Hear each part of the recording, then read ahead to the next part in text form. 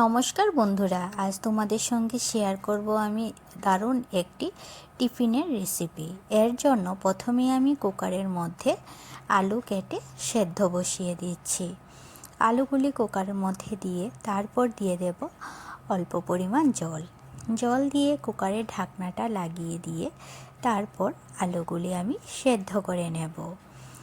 আমি আজকে পাউরুটি দিয়ে একটি দারুণ স্বাদের টিফিন বানাবো। কিভাবে আমি এই রেসিপিটি বানাচ্ছি তা দেখার জন্য তোমরা পুরো ভিডিওটা দেখতে থাকো। এখানে আমার আলুগুলি সেদ্ধ করা হয়ে গেছে। এখন আমি আলুগুলি প্লেটে নিয়ে নিচ্ছি। সবগুলি আলু প্লেটে নিয়ে নেওয়ার পর এখন আমি আলুর খোসাগুলি ছাড়িয়ে নেব। আলুগুলি ঠান্ডা হয়ে যাওয়ার পর এখন আমি আলুর খোসাগুলি ছাড়িয়ে নিচ্ছি। আলুর খোসাটা আমার ছাড়ানো হয়ে গেছে। এখন আমি আলুটা হাত দিয়ে মেখে নেব। আলুটা পুরোপুরি আমি মেখে নেওয়ার পর এখন আমি গ্যাসে একটা কড়াই বসিয়ে দেব। আলুটা একটা পুর তৈরি করে নেব। এর জন্য গ্যাসে একটা কড়াই বসিয়ে দিয়ে দিলাম অল্প পরিমাণ সর্ষের তেল। তেলটা গরম হয়ে যাওয়ার পর এর মধ্যে দিয়ে দিচ্ছি কোচানো পেঁয়াজ। পেঁয়াজটা হালকা ভেজে নেওয়ার পর তারপর এর মধ্যে আমি দিয়ে দেব আদা কুচি। পেঁয়াজটা হালকা ভাজা হয়ে গেছে। এখন আমি এর মধ্যে দিয়ে দিচ্ছি 1 চামচ আদা কুচি। তারপর এর মধ্যে দিয়ে দেব 1/2 চামচ লঙ্কা কুচি।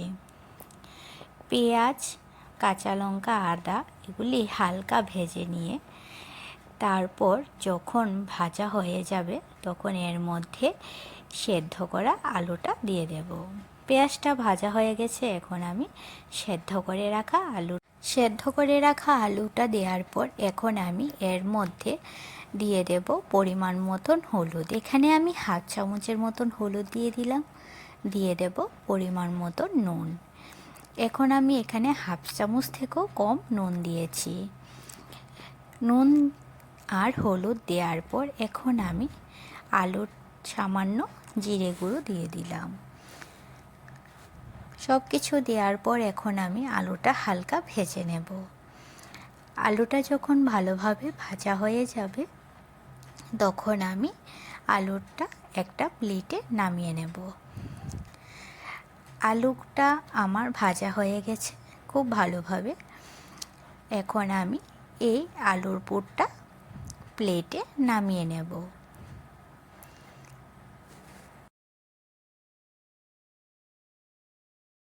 আলুর পুরটা প্লেটে নামানো হয়ে গেছে। আলুর পুরটা প্লেটে নামানো হয়ে যাওয়ার পর এদিকে একটা থালার মধ্যে আমি এখানে নিয়ে নিচ্ছি 6 পিসের মতন পাউরুটি। এখন আমি এই পাউরুটির মধ্যে একটা পাউরুটি নিয়ে তারপর এই আলুর পুরটা পাউরুটির মধ্যে লাগিয়ে নিচ্ছি।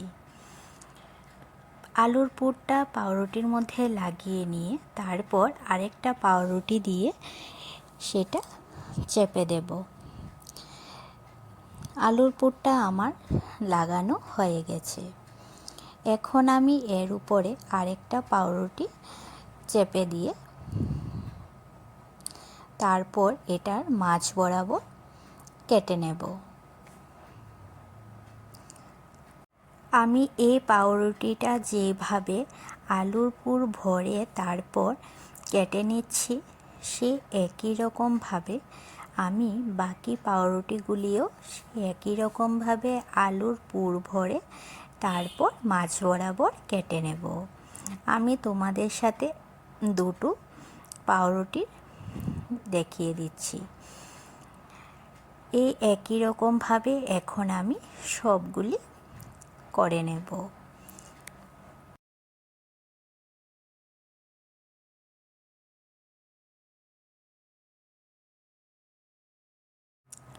সবগুলি পাউরুটির মধ্যে আমি আলুর পুর ভরে তারপর এই পাউরুটিগুলি মাঝ বরাবর কেটে নিয়েছি।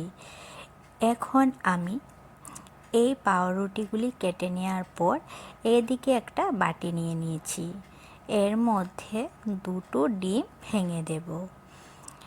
দুটো ডিম ভেঙে নেওয়ার পর তারপর এর মধ্যে দিয়ে দিচ্ছি সামান্য পরিমাণে নুন।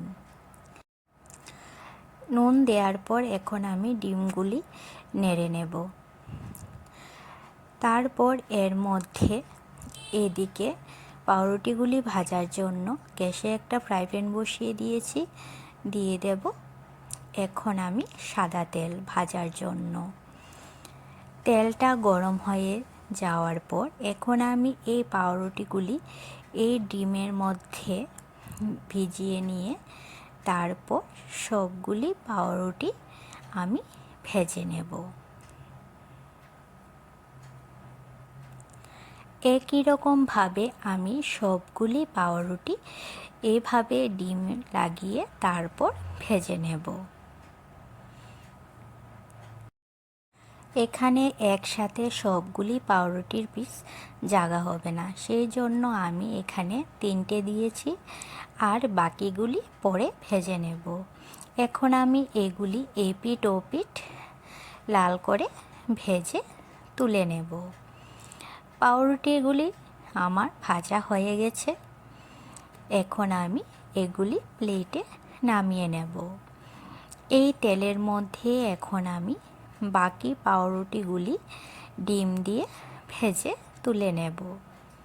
আমার এই রেসিপিটি তোমাদের কাছে কেমন লেগেছে তোমরা অবশ্যই জানাবে, আর ভালো লাগলে লাইক আর সাবস্ক্রাইব করে দেবে।